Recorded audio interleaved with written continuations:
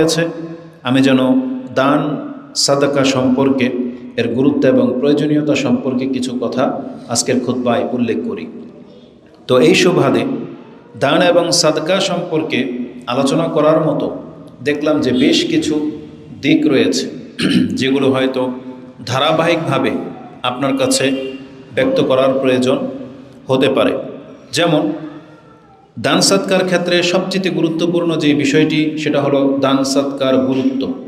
বিশেষ করে যখনই ইসলামের ব্যাপার আসবে সেই খাতগুলোতে ইসলামকে প্রতিষ্ঠিত করার ক্ষেত্রে দান সৎকার ভূমিকা সবথেকে বেশি হতে হবে বা হওয়া উচিত, এই বিষয় নিয়ে কথা বলার প্রয়োজন।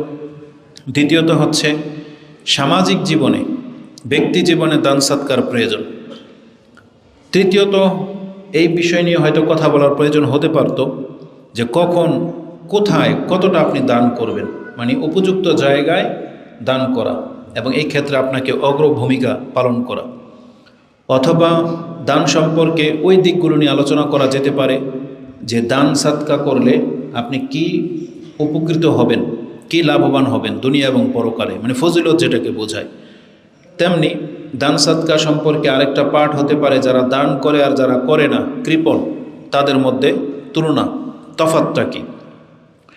সর্বোপরি দান সাদকা সম্পর্কে আরেকটা আলোচনা করা যেতে পারে যে দান সাদকার আদবের মধ্যে বহু কিছু আসবে।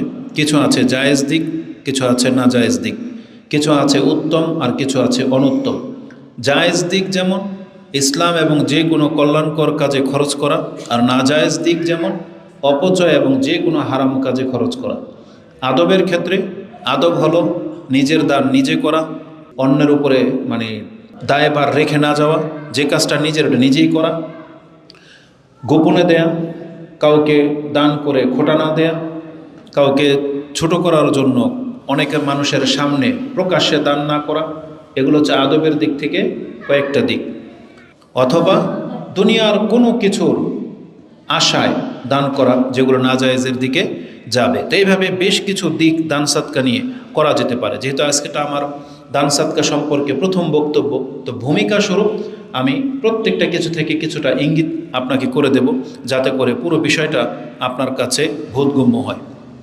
দান সাদকা এটা হলো ইসলামে আমাদেরকে আর্থিক ইবাদত বলা হয়েছে। ইসলামের মধ্যে আমাদের ইবাদতগুলোকে কয়েক ভাগে ভাগ করা হয়েছে, সাজানো হয়েছে। কিছু ইবাদত আছে যেগুলোতে শুধু আপনার দেহ খরচ হবে, দেহের মাধ্যমে। কিছু ইবাদত রাখা হয়েছে সেটা নিছক অর্থ খরচ হবে, সেখানে দেহের কোনো কাজ নাই। আর কিছু ইবাদত আছে যেই ইবাদতগুলো প্রতিষ্ঠিত করতে হলে আপনার দেহও লাগবে, শারীরিক সক্ষমতাও লাগবে বা শারীরিক পরিশ্রমও লাগবে, আবার অর্থের মাধ্যমেও হতে হবে। যেমন একটা ইবাদত হচ্ছে জিহাদ, একটা ইবাদত হচ্ছে হজ। হজ করতে গেলে আপনার শারীরিক ক্ষমতাও লাগে এবং অর্থ খরচ হয়, জিহাদেও তাই। আর সালাতের ক্ষেত্রে নিছক ইবাদত হচ্ছে দৈহিক ইবাদত, সালাতে কোনো টাকা খরচ হয় না, সিয়ামে টাকা খরচ হয় না। আর আর্থিক দিক থেকে নিছক ইবাদত হচ্ছে যাকাত, সেখানে দেহ খরচ হয় না কিন্তু টাকা খরচ হয়। তো এইভাবে কয়েকটা দিক আছে ইবাদতের। তার মধ্যে দান সাদকাকে আর্থিক ইবাদতের মধ্যে গণ্য করা হয়েছে, যেটা অর্থ দিয়ে করা সম্ভব। কেন আল্লাহ সুবহানাহু ওয়া তাআলা এই পৃথক পৃথক ইবাদতগুলো ভিন্ন ভিন্ন রূপে আমাদেরকে সাজিয়েছেন, যাতে করে একজন বান্দা যার জন্য যেই পথ যেই কাজ সহজ, সে যেন সেই সহজ কাজের মাধ্যমে সহসায় যেন সে নাজাত পেয়ে যেতে পারে। এটা হচ্ছে আল্লাহ সুবহানাহু ওয়া তাআলার মূল উদ্দেশ্য। এবং তিনি প্রত্যেকটা ইবাদতের পৃথক পৃথক মর্যাদা দিয়ে রেখেছেন, কোনোটার থেকে কম না। নামাজের ইবাদত আপন জায়গায় সবচেয়ে বেশি, আবার জাকাতের সওয়াব নেকি আপন জায়গায় অন্যান্য ইবাদতের চেয়ে বেশি। এভাবে আল্লাহ সুবহানাহু ওয়া তাআলা দান সাদকাকেও অন্যান্য পৃথক স্বতন্ত্র একটা ইবাদত করেছেন, যেটা অনেক বেশি মর্যাদাপূর্ণ। এই সম্পর্কে দুই একটা কথা বলবো, যেহেতু সময় বেঁধে দেওয়া হয়েছে যে সালাত 1:30টায় শুরু হবে। আল্লাহ সুবহানাহু ওয়া তাআলা দান সাদকার মাধ্যমে আমাদেরকে জান্নাতের পথকে সহজ করেছেন। আমরা সেই হাদিস জানি যে জান্নাতের 8টি দরজা রয়েছে। যদিও জান্নাত একটি, ওই একটি দরজাই যথেষ্ট ছিল প্রবেশ করানোর জন্য, কিন্তু আল্লাহ সেখানে 8 প্রকারের দরজার ব্যবস্থা করে রেখেছেন।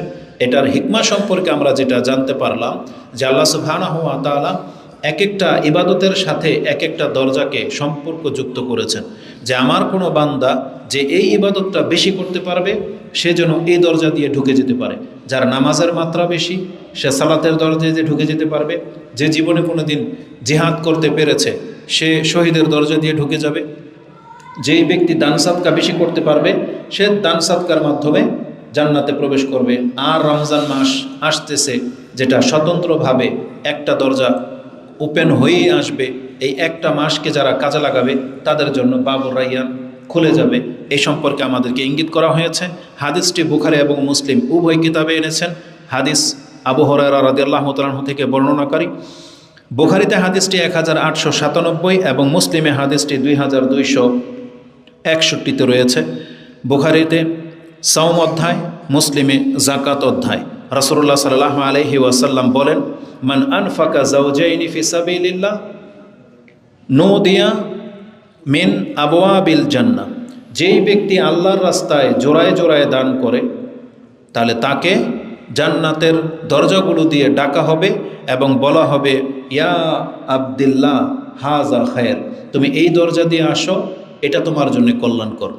তার মানে যারা আল্লাহর রাস্তায় জোড়ায় জোড়ায় দান করে, এটার তর্জমা করা হয়েছে জোড়া বলতে দুইটা দুইটা।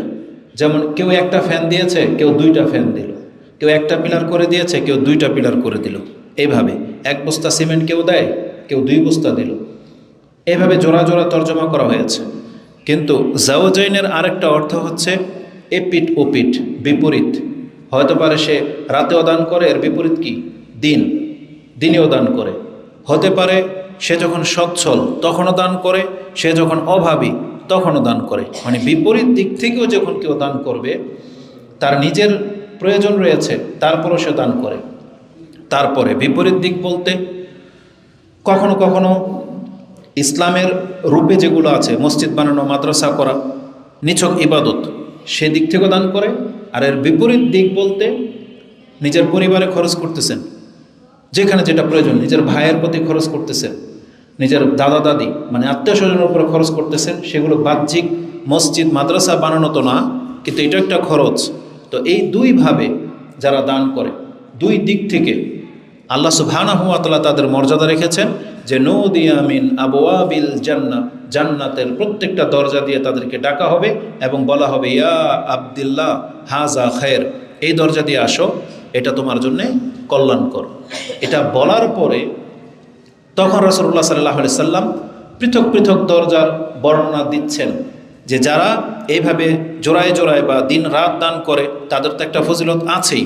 উপরন্তু যারা নামাজ আদায় করে সেই নামাজীদেরকে আল্লাহ পৃথকভাবে একটা দরজা দিয়ে আহ্বান জানাবেন, সেটা হচ্ছে বাবুস সালাহ।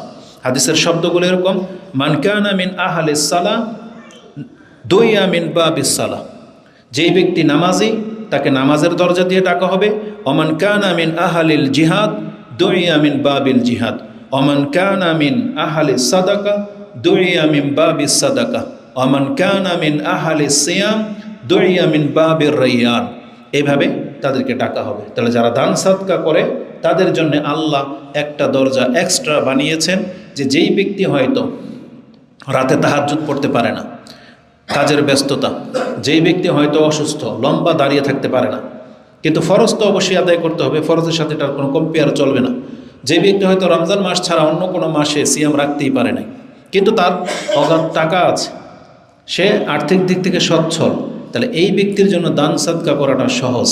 এই জন্য আল্লাহ সুবহানাহু ওয়া তাআলা যখন সে নামাজের মাধ্যমে ওই মর্যাদাটা পাচ্ছে না, এই জন্য আল্লাহ দান সাদকার মাধ্যমে তাকে ওই মর্যাদাটা দেওয়ার জন্য আল্লাহ একটা মাধ্যম তৈরি করে রেখেছেন। এই জন্য প্রত্যেকটা আমলের পৃথক পৃথক দরজা আল্লাহ সুবহানাহু ওয়া তাআলা রেখেছেন, যাতে করে যার জন্য যেই দরজা সহজ সেই দরজা দিয়েই যেন আমার এই বান্দা সম্মানজনক জান্নাতে পৌঁছে দিতে পারে। আল্লাহু আকবার। এটা আল্লাহ আমাদের জন্য করেছেন। আবু বকর রাদিয়াল্লাহু তাআলা আনহু তিনি তার কৌতূহলবশত বলতেছেন, ইয়া রাসূলুল্লাহ, এটা জরুরি না যে কোন দরজা দিয়ে ঢুকলেই হয়ে গেল, তবে এমনও কি কোনো ব্যক্তি আছে ফাহাল ইউদআ আহাদুন মিন তিলকাল আবওয়াবি কুল্লিহা, এমনও কোনো ব্যক্তি কি আছে যাকে জান্নাতের এরকম প্রত্যেকটা দরজা দিয়ে ডাকা হবে? তখন রাসূল সাল্লাল্লাহু আলাইহি ওয়াসাল্লাম বলছেন, না, হ্যাঁ, এমন মর্যাদার ব্যক্তিও আছে পৃথিবীতে যাদেরকে জান্নাতের প্রত্যেক দরজা দিয়ে ডাকা হবে। তখন রাসূল সাল্লাল্লাহু আলাইহি ওয়াসাল্লাম বললেন, ওয়া আরজু, আমি আশা করি, আনতা মিনহুম, তুমি তাদের একজন।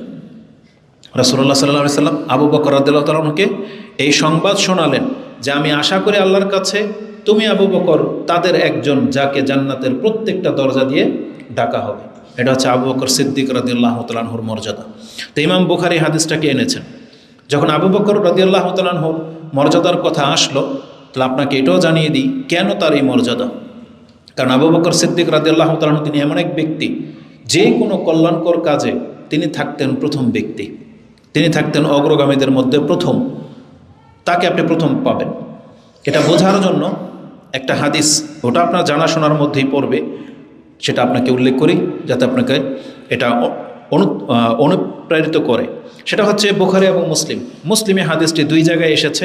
আপনি সাদাকার অধ্যায় পাবেন, এই হাদিসটা ছিল 2261, তার 3টা হাদিস পরে 2264, এবং মুসলিমে এটা আবু বকর রাদিয়াল্লাহু তাআলা আনহুর মর্যাদার শানেও হাদিসটাকে এনেছেন, যেটা 6076 পেয়ে যাবেন। কোনো একদিন সকালের ঘটনা, আবু হুরায়রা রাদিয়াল্লাহু তাআলা আনহু তার বর্ণনা করে, তিনি বলেন রাসূলুল্লাহ সাল্লাল্লাহু আলাইহি ওয়াসাল্লাম এমনি ফজরের সালাতের পর সকালবেলা তিনি বলতেছেন, মান আসবাহা মিনকুম আল ইয়াউমা সাইমান, তোমাদের মধ্যে এমন কোন ব্যক্তি আছো যে আজকে সিয়াম অবস্থায় সকাল হয়েছে, তার মানে সিয়ামের নিয়ত করি আজকে তোমার সকাল হলো। ফাকাল আবু বকর আনা, আবু বকর বললেন, আমি ইয়া রাসূলুল্লাহ, আজকে আমি সিয়াম রেখেছি। তার মানে এটা রমজান মাস ছিল না, এটা একটা সুন্নাহ বা নফল একটা দিন, যা আজকে আমি সিয়াম রেখেছি। তারপর রাসূলুল্লাহ বললেন, কালা ফামান তাবিআ মিনকুমুল ইয়াউমা জানাজাতান, তোমাদের মধ্যে কে আজকে সকাল সকাল ফজরের পর কিছুক্ষণ হয়তো হয়েছে, কে আজকে কোন একটা জানাজায় অংশ নিতে পেরেছিল? তখন আবু বকর বলতেছেন, আনা ইয়া রাসূলুল্লাহ। রাসূলুল্লাহ তৃতীয় প্রশ্ন করলেন, মান আতাআমা মিনকুম আল ইয়াউমা মিসকিনান, তোমাদের মধ্যে কে আজকে সকালবেলা কোন একটা মিসকিনকে খাদ্য দিতে সক্ষম হয়েছ? তখনও বললেন, কালা আবু বকর আনা, আমি ওই কাজটা আজকে করতে পেরেছি ইয়া রাসূলুল্লাহ। তখন তিনি আবার বললেন, মান আদা মিনকুমুল ইয়াউমা মারিদান, আজকে তোমাদের মধ্যে কে সেই ব্যক্তি যে কোনো একটা অসুস্থকে দেখতে গিয়েছিল বা সেবা শুশ্রূষা করেছে? তার জবাবে আবু বকর রাদিয়াল্লাহু বলতেছেন, আনা ইয়া রাসূলুল্লাহ, এটাও আজকে আমি করতে পেরেছি। যখন রাসূল সাল্লাল্লাহু আলাইহি ওয়াসাল্লাম এভাবে শুনলেন, তখন তিনি বললেন, ফাকালা রাসূলুল্লাহ সাল্লাল্লাহু আলাইহি ওয়াসাল্লাম মাজতামানা ফি ইমরিইন ইল্লা দাখালাল জান্নাহ, যেই ব্যক্তির মধ্যে এই আমলগুলো রয়েছে এই ব্যক্তি জান্নাতি একজন। তার মানে যেই ব্যক্তি জানাজাতে অংশ নেয়, যেই ব্যক্তি মিসকিনকে খাদ্য দেয়, যেই ব্যক্তি অসুস্থকে দেখতে যায়, এবং যেই ব্যক্তি সিয়াম রাখে, তাহলে এই ধরনের কাজগুলো যার আমল নামার মধ্যে পাওয়া যাবে, তাহলে সেই ব্যক্তি জান্নাতীদের একজন। এটা রাসূলুল্লাহ সাল্লাল্লাহু আলাইহি সাল্লাম ঘোষণা করেছেন। আর আবু বকর রাদিয়াল্লাহু তাআলা আনহু সব ক্ষেত্রে তিনি অগ্রগামী, এই জন্য তাকে জান্নাতের যেই কোনো দরজা দিয়ে ডাকা হবে। এটা হচ্ছে আবু বকর রাদিয়াল্লাহু তাআলা আনহুর মর্যাদা। এই হাদিস থেকে আমি আপনাকে আরেকটা জিনিস দেখাতে চাচ্ছি, সেটা হলো আমাদের সমাজে দেখা যায় বেশ কিছু মুসলিম আছে, তারা হয়তো ভালো কাজ করে, কিন্তু যখন একাধিক ভালো কাজ তার সামনে চলে আসে, সে হয়তো কোনো একটাকে প্রাধান্য দেয়, বাকিগুলোকে ছেড়ে দেয়। অথচ ইসলামের নিয়ম হলো একজন ব্যক্তির দ্বারা যে কোনো কল্যাণকর কাজে অংশ নেওয়া সম্ভব, সেজন্য প্রত্যেকটা কল্যাণকর কাজে অংশ নেয়, কোনোটাকে যেন না ছাড়ে। যখন একাধিক রাস্তা খুলে দেবে, আল্লাহ সুবহানাহু ওয়া তাআলা খুলে দেবে বা তার সামনে চলে আসবে, সেজন্য প্রত্যেকটা রাস্তায় তার নিজেকে অংশ রাখার প্রচেষ্টা যেন করে। এ কথাটা কেন বললাম? আমাদের সমাজে দেখা যায়, বিশেষ করে হজের সময়, কুরবানির সময় প্রায় দেখা যায় বন্যার সিজন, ঝড় তুফানের সিজন চলে আসে। আর তখন কিছু মানুষ আছে যারা এরকম মন্তব্য করে যে এই বছর তো ঘূর্ণিঝড় হলো, বন্যা হলো, বা ভূমিকম্প হলো, অথবা এই বছর তো খরা লেগে গেল। তখন এই যে হাজিরা, এই লোকগুলা এত টাকা খরচ করে তারা হজ কেন করে? এই টাকাগুলা দিয়ে তো এই বর্ণাঢ্যদের, এই দুর্ভিক্ষওয়ালাদের এই শীতের বস্ত্র বা বিভিন্ন এইসব জায়গায় দিতে পারে, এরকম মন্তব্য করে। তাহলে তাদের উদ্দেশ্যে বলবো, কুরবানির সিজন আসলে আপনি যুক্তি পেশ করে দেন কুরবানি না করার জন্য, যে কুরবানির টাকাগুলা গরিব মিসকিনদেরকে দিয়ে দেওয়ার জন্য। হজের সময় আপনি এই মন্তব্য করেন, তাহলে যেই বছর করোনার কারণে হজই বন্ধ ছিল, তাহলে কি ওই লোকগুলাকে হজের টাকাগুলাকে দান করেছে? করে নাই। তখন এই ফতোয়া কোথায় ছিল? যারা হজে যাবে তাদেরকে বলতেছেন না গিয়ে টাকাটা ওই বন্যাতদের মধ্যে বিতরণ করেন, অভাবীদের মধ্যে ঘর বাড়ি বানিয়ে দেন, যারা ঘূর্ণিঝড়ে ভেঙে গেছে তাদেরকে দিয়ে দেন, কুরবানির টাকাটা দিয়ে দেন। তাহলে যে বছর করোনার কারণে আল্লাহ সুবহানাহু ওয়া তাআলা সেই ইবাদতটাকে থামিয়ে দিলেন, বহু মানুষ কুরবানি করতে পারে নাই, বহু মানুষ হজে যেতে পারে নাই, বন্ধই ছিল। তাহলে কি এরা কি ফতোয়া দিয়েছিল যে তাহলে এই টাকাগুলো এখন দিয়ে দেন আপনি গরিবদেরকে? তা কিন্তু করে নাই। অথচ এরা ইসলাম পালন করার সময় যখন আসবে তখন তাদের মানবতা জেগে যায়, তখন ইসলামের ইবাদতগুলো থেকে মুখ ফেরানোর জন্য এই রকমের যুক্তি তারা পেশ করে। এটা আদৌ কোনোদিন মুসলিমদের কল্যাণের কথা নয়, বরং জেনে নেন একজন মুসলিম তার জন্য কল্যাণকর হলো সে হজও যাবে, দানও করবে, কোরবানিও করবে, দানও করবে। এটা হচ্ছে তার জন্য কল্যাণকর। কারণ দেখেন, হজ, কোরবানি এগুলো মাঝে মাঝে আসে। হজ জীবনে একবার ফরজ, কোরবানি প্রত্যেক বছরে একবার আসে, তাও সংক্ষিপ্ত সময়ের জন্য। কোরবানির দিন পার হয়ে গেলে আপনার আর কোরবানি করা সম্ভবপর হবে না। তাহলে কোরবানির সময়টা যখন পার হয়ে যাবে তারপরেও হয়তো আপনার কাছে টাকা আসবে, তখন কিন্তু আপনি কোরবানির নেকি আর পাবেন না। তো এই জন্য সময় মোতাবেক যেই কাজগুলো করাটা গুরুত্বপূর্ণ সেই কাজে মুসলিমদেরকে অংশ নেওয়া উচিত, কোনো যুক্তি দাঁড় করানো উচিত না। প্রয়োজনে হলে আমরা এটা বলবো যে আপনি 1 লাখ টাকা দিয়ে গরু কোরবানি করতেন, তাহলে এই বছর যখন দুর্ভিক্ষ দেখা দিয়েছে, অভাব দেখা দিয়েছে, আপনি এক কাজ করেন 50-60 হাজার টাকা দামের এটা করে দেন, বাকি 40 হাজার টাকা দান করে দেন। তাহলে 2টা নেকি আপনি পেয়ে গেলেন, আমরা এটা বলতে পারি। তো আমাদের মুসলিমদের উপর এটা দাওয়াত থাকবে, যেভাবে আবু বকর রাদিয়াল্লাহু তাআলা এবং সাহাবা একরামরা সব কল্যাণকর কাজে নিজেকে অংশ রাখতেন, আমাদেরকেও সব কল্যাণকর কাজে নিজেকে জড়ানো উচিত। কারণ কোন খাত থেকে আমি নাজাত পেয়ে যাব এটা আমরা কেউ বলতে পারি না। এই জন্য আমাদের যে কোনো কল্যাণকর কাজে নিজেদেরকে অংশ রাখা অত্যন্ত জরুরি। তো আল্লাহ সুবহানাহু ওয়া তাআলা জান্নাতে যাওয়ার জন্য পৃথক পৃথক দরজা রেখেছেন। তার একটা দরজার নাম হচ্ছে বাবু সাদাকা, মানে দান সাদকার মাত্রা যাদের বেশি তাদেরকে এই দরজা দিয়ে জান্নাতে প্রবেশ করে দেওয়া, অনুমতি দিয়ে দেওয়া হবে। দান সাদকার দ্বিতীয় গুণ হলো, দান সাদকা যেমন মানুষকে জান্নাতেও নিতে পারে, দান সাদকা মানুষকে জাহান্নাম থেকে ঠেকিয়েও দিতে পারে। এটার একটা বৈশিষ্ট্য। কিছু কিছু ইবাদত আছে, ধরেন নামাজ আপনি পড়লেন, পাপ করলেন, নামাজ আপনাকে জাহান্নাম থেকে ঠেকাইতে পারবে না। কিন্তু দান সাদকার মধ্যে সে পাওয়ার আছে যে আপনি দান সাদকা করেছেন, আর কোনো কারণে যদি আপনি আটকে যান, সম্ভাবনা আছে বহু ক্ষেত্রে দান সাদকা আপনাকে জাহান্নাম থেকে মুক্ত করে দেবে। আল্লাহ সুবহানাহু ওয়া তাআলা দান সাদকার মধ্যে এতটা পাওয়ার রেখেছেন। রাসূলুল্লাহ সাল্লাল্লাহু আলাইহি ওয়াসাল্লাম থেকে এই মর্মে একটা হাদিস আমি আপনার কাছে পেশ করি, যেটা ইমাম মুসলিম কোট করেছেন 2237। তাতে আদি বিন হাতিম ক্বালা সামিআতু আন-নবী সাল্লাল্লাহু আলাইহি ওয়াসাল্লাম ইয়াকুল মান ইসতাতা মিনকুম আন ইয়াস্তাতিরা মিনান নারি ওয়ালাউ বিশিক্কি তামরাতিন ফালিয়াফআল।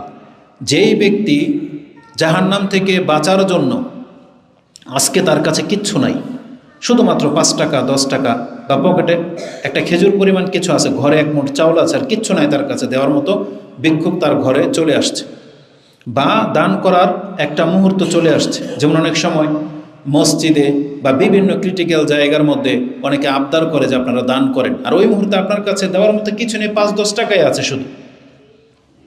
রাসূলুল্লাহ সাল্লাল্লাহু আলাইহি ওয়াসাল্লাম বলেছেন ওই ব্যক্তির উচিত তাহলে এতটুকু দিয়ে হলেও সেজন্য নিজেকে জাহান্নাম থেকে মুক্ত করে নেয়। রাসূলুল্লাহ সাল্লাল্লাহু আলাইহি ওয়াসাল্লাম ওটাকেও মানে ধরে রাখতে নিষেধ করেছে যে এতটুকুই দিয়ে দাও, এটাই যেহেতু তোমার সামর্থ্য আছো তাহলে এতটুকুই দিয়ে দাও। এটাকে তুমি নগণ্য ভাববে না, আর এটা কেমন ভাববে না যে আমার তো আছেই 10 টাকা, আমি এখন যাব কিভাবে। যদি এখান থেকে তাকওয়া মসজিদে যাওয়ার ব্যাপার হয় যে আমার কাছে 10 টাকা আছে, যদি আমি 10 টাকা দিয়ে দিতে যাবো কিভাবে, ওই ব্যক্তিদের ক্ষেত্রে কিন্তু এটা। যেমন আজকে আমার কাছে 1 লাখ টাকা আছে, আমি এখন দান সাদকা করতেছি না, কারণ আমার সামনে আমার মেয়ের বিয়ে, আমার ছেলের এটা, আমার চিকিৎসা, অমুক তমুক, মানে কত কিছু, আমি বাড়ি করব, কত কিছু প্ল্যান করে রাখে না।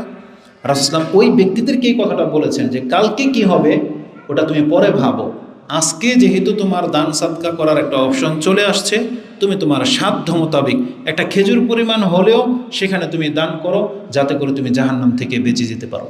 এটা ছিল রাসূলুল্লাহের উদ্দেশ্য বা থিম। কারণ কোরআনে আল্লাহ সুবহানাহু ওয়া তাআলা যখন জিজ্ঞেস করেছেন ইয়াসআলুনাকা মাযা ইউনফিকুন, তারা আপনাকে জিজ্ঞেস করে কি খরচ করবে, আপনি বলে দেন কুলিল আফওয়া, তারা যেন তাদের অতিরিক্তটা খরচ করে। তার মানে আল্লাহ আপনার প্রয়োজনের রিজার্ভটা চাচ্ছে না, প্রয়োজন ছাড়াও মানুষের কাছে কিছু টাকা থাকে। আল্লাহ সুবহানাহু ওয়া তাআলা বলছেন যে ওরা যেন ওখান থেকে খরচ করে। এটার ফায়দাটা কি?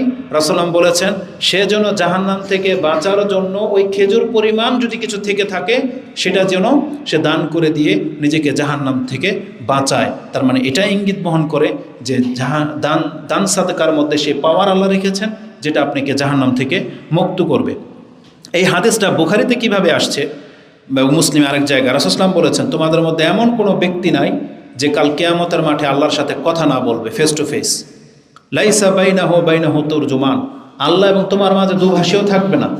সেই দিন প্রত্যেক ব্যক্তি তার ডান পাশে তাকাবে, সে কি দুনিয়াতে করেছিল সেটা দেখতে পাবে, বাম পাশে তাকাবে, তার আমলনামায় কি ঘাটতি আছে সেটা দেখতে পাবে, এবং তার সামনে আল্লাহ জাহান্নামকে তুলে ধরবেন যে এটা জাহান্নাম। এখন তুমি বাঁচার জন্য কি করেছো, এখন তুমি দুই দিকে তাকিয়ে দেখো।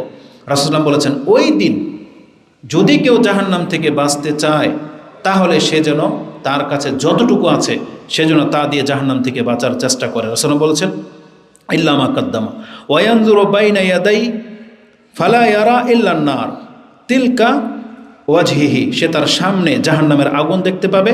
ফাত্তাকুন নারা ওয়ালাউ বিশিক্কি তামরাতিন, রাসূল বলেছেন তুমি যেই দিন আগুনের মুখোমুখি হবে সেই দিনে তুমি জাহান্নাম থেকে বাঁচার জন্য তুমি আজকে কিছু না কিছু দান করে রাখো। তার মানে রাসূল বোঝাতে চাচ্ছেন এই দান মানুষকে সেই আগুন থেকে ঠেকিয়ে দিতে পারে বা বাঁচাতে সক্ষম। এটা ইমাম বুখারী এবং মুসলিমের ভাষ্য, যেটা আপনারা ওই হাদিসের আগে পরে দেখে নেবেন। বুখারীতে হাদিসটি 1413, মুসলিমে হাদিসটি 2240 রয়েছে। তো আলা কুল্লি হাল দান সাদকা মানুষকে জাহান্নাম থেকে বাঁচাতে পারে।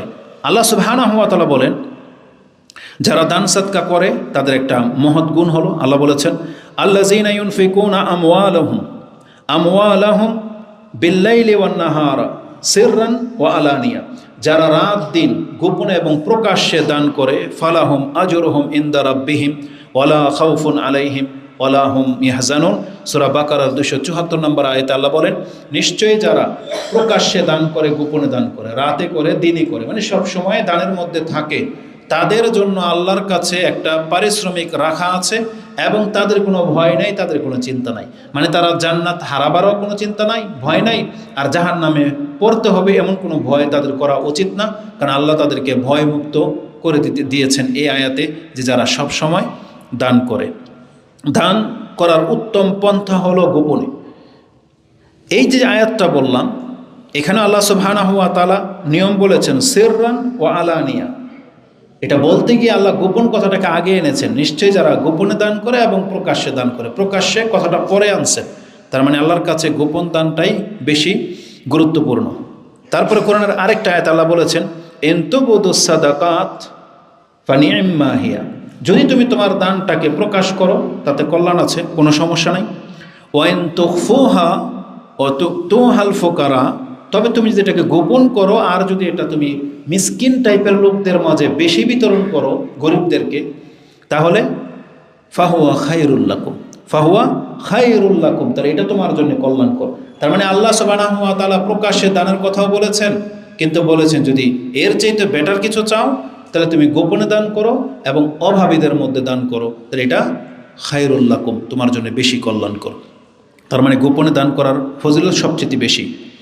আল্লাহ সুবহানাহু ওয়া তাআলা কোরআনের আরেক জায়গায় বলেছেন উভয়কেই নেকি দেওয়া হবে, কাউকে ঘাটতি করা হবে না, তবে যারা গোপনে দান করে তাদের মর্যাদা আল্লাহর কাছে সবচেয়ে বেশি। এবং তাদের মর্যাদা সম্পর্কে একটা হাদিস অবশ্যই জানেন যে সাবাতুন ইউজিল্লুহুমুল্লাহু ফি জিল্লিহি ইয়াওমা লা জিল্লা ইল্লা জিল্লু, বিচারের মাঠ এত কঠিন হবে সেখানে আল্লাহ একটা বিশেষ ছায়ার ব্যবস্থা রেখেছেন, সেখানে আল্লাহ বিশেষ গুণওয়ালা ব্যক্তিদেরকে স্থান দেবেন, সেখানে আর কেউ ঢুকতে পারবে না। তাদের এক শ্রেণীর ব্যক্তি হচ্ছে যারা দান সাদকা করে ফা আখফাহা, গোপনে দান করে। সেই কথাটা এভাবে এসেছে ওয়ারাজুলুন তাসাদ্দাকা বি সাদাকাতিন, একজন ব্যক্তি যে দান করে ফা আখফাহা, সে এতটাই গোপনে দান করে হাত্তা লা তা'লামু শিমালুহু মা তুনফিকু ইয়ামিনুহু, তার বাম হাত জানে না যে ডান হাত কি বের করে দিয়ে দিল। তার মানে কি? তার মানে সে নিজেও কোনোদিন জানে না তার পকেট থেকে এখন কয় টাকা নোট বেরোবে, সে হাত দিয়েছে দিয়ে দিল, সে নিজেও জানে না। এটাই তার বাম হাত না জানারই অর্থ বহন করে। তবে যেই ব্যক্তিরা চালাক, আগে থেকে এখানে আমি 10-20 টাকার নোট যদি রাখি তাহলে আমি হয়তো দেখলাম না, কিন্তু আমার জানা আছে এখানে 20 টাকার নোটই আছে, 100 টাকার নোটই আছে। আল্লাহ সুবহানাহু ওয়া তাআলা যেন এটাও চাচ্ছেন না যে পছন্দ করতেছেন না। আপনার পকেটে কিছু টাকা আছে, আপনি হাত দিলেন প্রয়োজন অনুযায়ী। উপরে সাধারণত বড় নোটগুলো থাকে, ভিতরে সাধারণত ছোট নোটগুলো থাকে। ব্যক্তি বিশেষ অবস্থা ভেদে আপনি ওইভাবে হাত দেন, তাও আপনার কিছুটা জানলেন। কিন্তু অন্যান্যরা যারা দান করে তারা আর দেখে না পকেটে কি আছে, কোন পকেটে কি আছে, একটা কিছু দিয়ে দেয়, এরকম বলা হয়েছে অর্থ।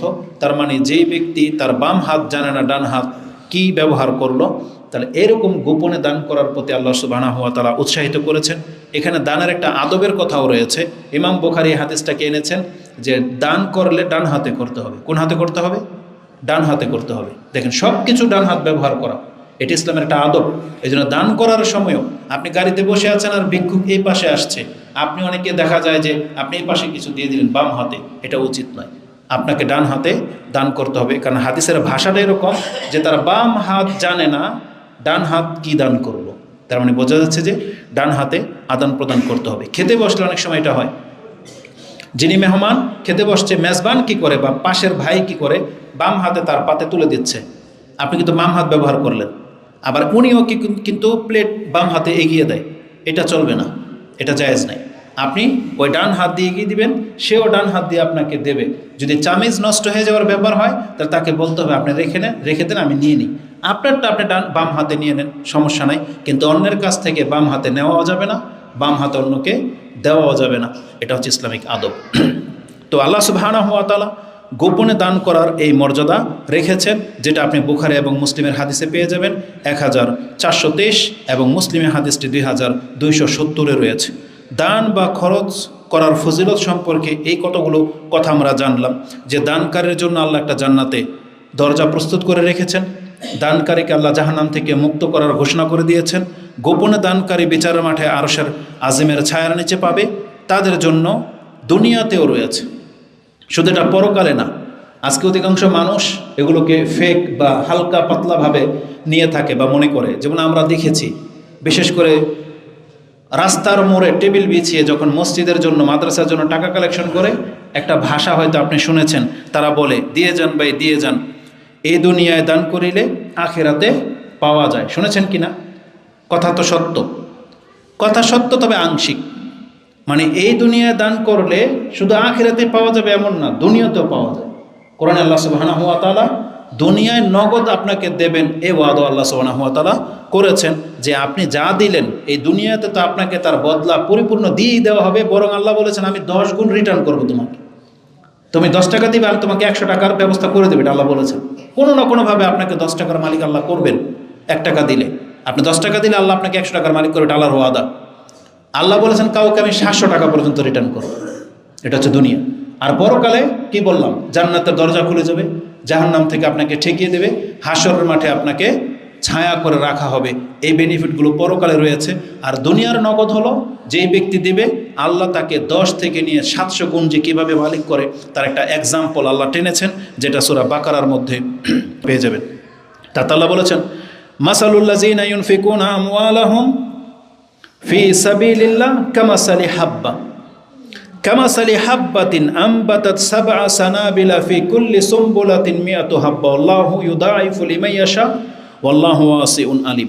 এই আয়াতটার মধ্যে আপনি দেখে নেন, আল্লাহ একটা এক্সাম্পল দিয়েছেন, আর এত চমৎকার উদাহরণ, এটা আপনার চিন্তাশীলদেরকে থ করে রেখে দেবে এবং আপনার অন্তর আল্লাহর দিকে ঝুঁকাতে সাহায্য করবে। আগে মূল কথাটা বলি, তারপরে যুক্তিটা পেশ করব। আল্লাহ সুবহানাহু ওয়া তাআলা বলতেছেন, আল্লাহ যে তোমাকে 1 টাকার বিনিময়ে 700 টাকা দিতে সক্ষম, তুমি কিভাবে বুঝবা? তুমি তোমার ধান গাছ নাও, যারা ধান রোপণ করো, গম রোপণ করো, জব ভুট্টা রোপণ করো, তুমি বলো তো দেখি জমিনে তুমি কয়টা দানা ফেললা? একটা দানা থেকে তো একটা গাছ জন্মে না? সেই গাছ 7টা শীষ বের করে দেয়। কয়টা শীষ? 7টা শীষ। আর প্রত্যেক শীষে আল্লাহ 100টা করে দানা দেয়। আপনি ফেলেছেন একটা ধান, ওই ধান গাছ 7টা শীষ বের করে দেয়। আর প্রত্যেকটা শীষে যদি 100টা করে দান থাকে, তাহলে একটা দানে আপনি কয়টা পেলেন? 700 দান। এইভাবে যদি 1 মণ আপনি রোপণ করেন, তাহলে আপনার ঘরে আসবে 700 মণ। তাহলে মানুষ তো এভাবেই স্বাবলম্বী হয়, এভাবেই না কৃষকরা বেঁচে আছে।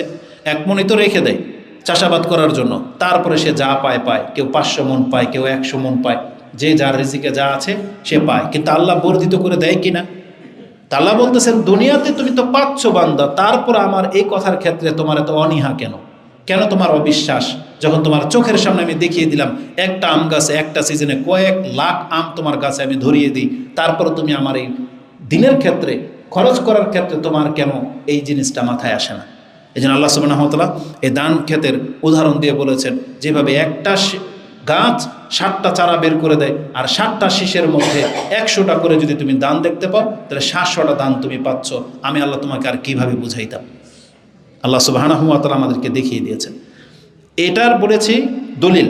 এখন যুক্তি কি দেখেন, এটা যে কোরআনের আয়াত, মুহাম্মদ সাল্লাল্লাহু আলাইহি ওয়াসাল্লাম কোনো দিন তার মাথা ওই পর্যন্ত যাবে না বা যায়নি, কারণ মুহাম্মদ সাল্লাল্লাহু আলাইহি সাল্লাম কোনো দিন ধান চাষ করেননি, গম ক্ষেত করেননি। বরং আমি বলতে পারি কোনো কৃষক যারা ধান চাষ করেছেন, আপনি জীবনে কোনো দিন গুনে দেখেন নাই যে একটা ধান গাছে কয়টা শীষ বেরোয়, আপনিও গণেন নাই কোনো দিন। আর একটা শীষের মধ্যে কয়টা দান হয় এটাও আজ পর্যন্ত কারো মাথায় আসে নাই। এটা যদি কোরআনের আয়াত আল্লাহর পক্ষ থেকে নাজিল করা না হতো, কোনো মানুষের দ্বারা এটা সম্ভব না যে সে এইভাবে কোনো এক্সাম্পল পেশ করতে পারে। অতএব কোরআন যে আল্লাহর পক্ষ থেকে এসেছে, এই আয়াতটা হচ্ছে তার একটা চূড়ান্ত দলিল। এই জন্য যারা সন্দেহায় ভোগে তাদেরকে এই ধরনের কথা থেকে শিক্ষা নিতে হবে, যেটা মুহাম্মদ সাল্লাল্লাহু আলাইহি ওয়াসাল্লামের বানানো কথা হতে পারে না, কারণ তিনি কোনোদিন ধান গাছ চোখেই দেখেনি। আর তিনি যখন এই এক্সাম্পল দিয়েছেন, এটা স্রষ্টা ছাড়া কোনো বিজ্ঞানী এভাবে ভাবে নাই যে আমি দেখি একটা ধান গাছ থেকে কয়টা বেরোয়। তা আল্লাহ সুবহানাহু ওয়া তাআলা আমাদের ঈমানকে হেফাজত করুন, আমিন। তাহলে এইভাবে আল্লাহ সুবহানাহু ওয়া তাআলা মানুষকে 700 গুণ দিয়ে থাকেন মাত্র 3 মিনিট। দান বা খরচ না করলে ক্ষতি কি? যারা দান সাদকা করে না, একজন ফেরেশতা প্রতিদিন নাজিল হয় তার জন্য বদদোয়া করে, আর যারা দান করে তাদের জন্য দোয়া করে থাকে। তিনি এইভাবে দোয়া করেন, আল্লাহুম্মা আতি মুনফিকান খালাফা। তারপরে বলেন আল্লাহুম্মা আতি মুমসিকান তালাফা। প্রত্যেকটা দিন 2 জন করে ফেরেশতা সূর্যের সাথে উদিত হয় পৃথিবীবাসীর উপরে। একজন আল্লাহর কাছে দোয়া করতে থাকেন, আল্লাহ আজকে যারা দান সাদকা করবে, মুনফিকান খালাফা। দেখেন দোয়ার মধ্যে এটা আছে যে আজকেও যা কিছু খরচ করবে আল্লাহ তার বদলা তুমি তা দিয়ে দাও। খালাফা তার খেলাফ, তার বদলা তুমি দিয়ে দাও, তার মানে তার জন্য ঘাটতি না থাকে। আর যারা ধরে রেখেছে তাদের এটাকে তালাফা মানে ধ্বংস করে দাও, তার ওটা রিজার্ভটাও যেন নষ্ট হয়ে যায়। তাই দেখা যায় যে যারা ব্যাংকে বা কোথাও টাকা রিজার্ভ করে রেখেছেন, কোনো না কোনো প্রয়োজনে সেগুলো আল্লাহ খরচ করে রাস্তা করে দিয়েছে। আপনার বড় অ্যাক্সিডেন্ট লেগে গেল, অসুস্থ হয়ে গেল, কি হলো না হলো, চুরি হয়ে গেল, ব্যাংক ডাকাতি হয়ে যায়, কত কি হয়ে যায়, সে টাকা আপনার রিজার্ভ আল্লাহ বের করবেনি কোনো না কোনোভাবে। আর যাকে আল্লাহ স্থলাভিষিক্ত করে দেন, যারা দান করা অভ্যাস, আপনি কি আজ পর্যন্ত এমন কোনো দাতাকে পেয়েছেন যে দান করতে করতে ফতুর হয়ে গেছে আর তার স্বাবলম্বী হইতে পারে নাই? এমন মনে হয় না কোনো ব্যক্তির নজির কোনো দিন ঘটবে। আমরা বড় বড় ব্যক্তিদেরকেও দেখতেছি, ব্যবসায়ী, তারা মসজিদ করে দেয়, মাদ্রাসা করে দেয়, কিন্তু আলহামদুলিল্লাহ তাদের ব্যবসা একের পর এক বেরিয়ে যাচ্ছে। অতএব আল্লাহ সুবহানাহু ওয়া তাআলা দানকারীকে তার স্থলাভিষিক্ত দুনিয়াতেও দিয়ে দেন, আর যারা কৃপণতা করে তাদেরকে আল্লাহ হালাক করে দেওয়ার, তার সম্পত্তি নষ্ট করে দেওয়ার, এটা আল্লাহ সুবহানাহু ওয়া তাআলা ওয়াদা নিয়েই নিয়েছেন। দান যারা করে এবং যারা করে না, আসতে গিয়ে একটা চমৎকার একটা আয়াত চোখে পড়েছে, সেটা আমি আপনাকে বলে দিই। যারা দান করতে পারে তার, আর যে দান করে না যদিও তার কাছে অনেক টাকা, এই 2 ব্যক্তির মধ্যে আল্লাহ এমন একটা দৃষ্টান্ত পেশ করে দিয়েছেন, আপনি অবাক হয়ে যাবেন। আল্লাহ বলেছেন যে দান করে না তার উদাহরণ হচ্ছে একটা দাস, কৃতদাসের মতো, আর যে দান করে তার উদাহরণ হচ্ছে মালিকের মতো। ব্যাপারটা কেমন জানেন? আপনি দোকানের ক্যাশিয়ারে বসে আছেন, একজন ভিক্ষুক আসলো, বলল যে আমার অনেক বড় বিপদ, আমাকে অনেকগুলো টাকা দান করেন। এই কর্মচারী, কৃতদাসও না, কর্মচারী কি বলবে? যেটা আমার দোকান না, মালিক নাই, পরে আসো, মালিকের কাছে বলে না। কিন্তু মালিক থাকলে, ধরেন দোকানের মালিক আমি, সব টাকা আমার, আমি যেখান থেকে 500 দিয়ে দিই, আমাকে কি কাউকে জবাবদিহিতা করতে হবে? জবাবদিহিতা করতে হবে। কিন্তু কর্মচারী হলে আমাকে জবাবদিহিতা করতে হবে যে আমার মালিকের পারমিশন ছাড়া আমি দিতে পারবো না। আর কৃতদাসের রেজাল্ট কি জানেন? কৃতদাস ওর ক্ষমতাই নাই এটাকে টাচ করবে, বরং ওর নিজের মালিক না। কর্মচারী 2, 4, 5, 10 টাকা দিয়ে দিতে পারে ক্যাশে থেকে, কর্মচারী হলে দিতে পারে, কিন্তু কৃতদাসের এই ক্ষমতাটা নেই। আল্লাহ কৃতদাসের সাথে তুলনা করেছেন যারা কৃপণ, কারণ কৃতদাস যেমন তার ব্যক্তির মালিক না, ঠিক আল্লাহ বলেছেন এই লোকগুলো পয়সার মালিক হয়েও এই জন্য কৃতদাস, কারণ সে কৃতদাসের মতো ওই মর্যাদার লোক। আর যারা দান করে তারা মালিকের মর্যাদার লোক। কারণ মালিক হলে আপনি দিয়ে দিবেন, কেউ আপনাকে ঠেকিয়ে রাখতে পারবে না। কোরআনের আয়াতটা বলি, এখানে আরেকটা সূক্ষ্ম নোক্তা বলে দিয়ে বক্তব্য শেষ করে দেব। আল্লাহ সুবহানাহু ওয়া তাআলা বলেছেন, দারাবাল্লাহু মাসালান আবদান মামলুকান লা ইয়াকদিরু আলা শাই। আমি তোমার কাছে একটা এক্সাম্পল পেশ করতেছি একটা কৃতদাসের, যে নিজে কোনো কিছু করার ক্ষমতা রাখে না, ওর ব্যক্তির স্বাধীনতা নাই। ওমান রাযাকনাহু মিন্না রিজকান হাসানান ফাহুয়া ইউনফিকু মিনহু কাইফা ইয়াশা সিররা ওয়া জাহারা। আর যাকে আমি অর্থ সম্পদ দিয়েছি বা কিছুর মালিক করেছি, ও গোপনে প্রকাশ্যে যখন খুশি তখন দান করতে পারে। হালি আস্তাউন, এই দুই ব্যক্তিকে সমান? তার মানে একজন ব্যক্তি টাকার ব্যাগ নিয়ে আপনার সাথে সাথে হাঁটতেছে, ওর এখান থেকে একটা টাকা খরচ করে একটা পানি কেনার ক্ষমতা নাই। আর আপনি মালিক, টাকা হয়তো আপনার কাছে নাই, কিন্তু আপনি অর্ডার করলে এখান থেকে 500 কাউকে দিয়ে ফেলতে পারবেন। এই পার্থক্য হচ্ছে টাকা ক্যারি করে যারা আর মালিক যারা। মালিক আর বহনকারের মধ্যে এই পার্থক্য। আজকে আমরা অধিকাংশ মুসলিম হয়ে গেছি ওই ক্যারি করা লোক, মানে বহন করা লোক। আমি আর আপনি যেন বোঝাতে চাই যে এগুলোর মালিক হয়তো আমি না, কিন্তু আল্লাহ আমাদের অন্তরটাকে, আমাদেরকে টাকা পয়সার মালিক তো করেছেন, কিন্তু অন্তরটাকে করে দিয়েছেন কৃতদাসের মতো। আমরা যেন মালিকের মর্যাদায় উঠিয়ে আসতে পারতেছি, এমন হওয়া উচিত নয়। এজন্য যাকে যতটা আল্লাহ সুবহানাহু ওয়া তাআলা দিয়েছেন, আমাদেরকে তত থেকে ইসলামের পক্ষে বিভিন্ন প্রয়োজনে আমাদেরকে খরচ করতে হবে, না হলে আমাদের অবস্থাটা কৃতদাসের মতো হয়ে যাচ্ছে। আর এর ব্যাখ্যায় ইবনে আব্বাস বলতেছেন, এখানে আল্লাহ এবং প্রতিমা, মূর্তির উদাহরণ দিয়েছেন। কারণ আল্লাহ হচ্ছেন মালিক, আর যে মূর্তির কাছে মানুষ চায় ও হচ্ছে কৃতদাসের মতো। এই মূর্তির কাছে সারাদিন আপনি মাথা নত করে পড়ে থাকেন, মূর্তি আপনাকে কিচ্ছু দিতে পারবে না। এই মাজারওয়ালাগুলোর মতো, যারা মাজারের মধ্যে আল্লাহর ওলিকে শুয়ে রেখেছেন, আর আপনি মনে করতেন সে আপনাকে দেবে। আল্লাহ এখানে এই মাজারওয়ালাদেরকে এক্সাম্পল দিয়েছেন, একটা মুর্দা লোক পড়ে থাকবে কৃতদাসের মতো, ও কিয়ামত হয়ে যাবে, তোমাকে কিচ্ছু দেওয়ার ক্ষমতা রাখে না। আর আল্লাহ হচ্ছেন মালিক, যার কাছে চাইলেই তিনি দেওয়ার ক্ষমতা রাখেন। এটা অনেক বড় একটা ব্যাপার। এই জন্য আমাদের অন্তরটাকে প্রসারিত করে। আমাদের মালিক হচ্ছেন আল্লাহ, আল্লাহ যাকে চায় তাকে দেন। এই কোনো আল্লাহর ওলির ক্ষমতা রাখে না যে নিজের ইচ্ছায় সে দিতে পারবে, বরং তার দাফন কাফন হয়েছে আপনার হাতে, সে কি দিবে আপনাকে? তা আল্লাহ সুবহানাহু ওয়া তাআলা কোরআন হাদিসে এইভাবে আমাদেরকে শিক্ষা দিয়েছেন। আলা কুল্লি হাল, আমি আমার সময় মোতাবেকই খুতবা শেষ করে দিচ্ছি, যেহেতু আমার মনে হয় ধর্মটা শুধু হুজুরদের জন্য। এইটা দেওয়া হয়েছে আমাকে না, ধর্মটা হয়েছে যে শুধু হুজুররা পালন করবে। বলেন তো দেখি, যারা বলেছেন যে খুতবা শুরু হবে 12:45, আপনারা কি আসছিলেন 12:45? বলেন। আমি আমার খুতবা আপনাদের নোটিশ অনুযায়ী ছেড়ে দেব 1-1:30 বাজে, কিন্তু আপনারা আমাকে বলেন তো দেখি, আপনারা কি আপনাদের ওয়াদা পুরো করেছেন? আপনারা কেন আসেন নাই 12:45? বলেন। তাহলে কি হুকুম জারি শুধু খালি হুজুরদের উপরে? আর আমরা এত দূর থেকে আসছি, আর আপনি আমাকে 30 মিনিটের খুতবা ধরিয়ে দিয়েছেন।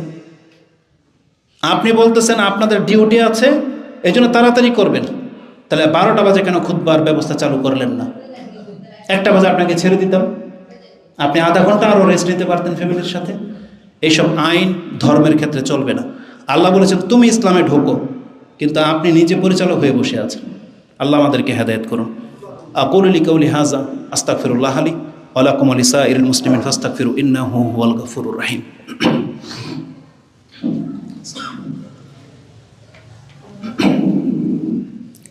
আলহামদুলিল্লাহি রাব্বিল আলামিন ওয়াসসালাতু ওয়াসসালামু আলা আশরাফিল আমবিয়া ওয়াল মুরসালিন নবীনা মুহাম্মাদিন ওয়া আলা আলিহি ওয়া সাহবিহি আজমাইন। বাদ, আল্লাহ তুমি আমাদেরকে যে রিজিক দিয়েছ, এই রিজিক থেকে আমাদেরকে দান করার তৌফিক দান করো, এবং আমাদেরকে আল্লাহ উত্তম পন্থায় হালালভাবে রিজিক অন্বেষণ করার তৌফিক দান করো।